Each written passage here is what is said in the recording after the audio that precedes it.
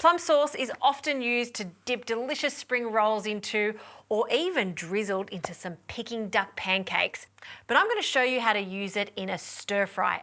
I've got some chicken thigh and I've just thinly sliced it. The thinner it is, the faster it's going to cook.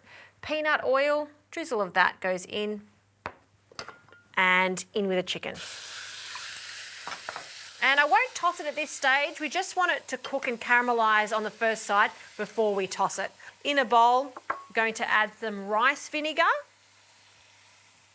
some light soy, about a tablespoon of light soy,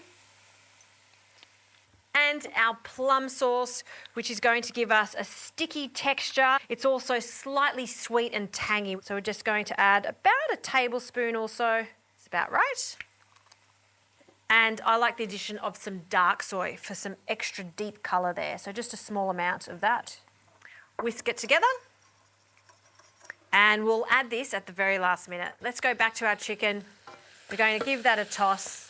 We're going to wait until we get some colour on the chicken. We're going to take it out and then add some onion, capsicum, garlic, and lots of ginger.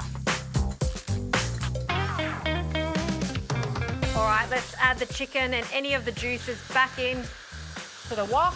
And now we tie it all together with our plum sauce mixture. See how all of that sauce coats the chicken? Fantastic. We'll turn that off. And I would serve this with some lovely steamed jasmine rice. This is a fast, delicious stir fry using plum sauce.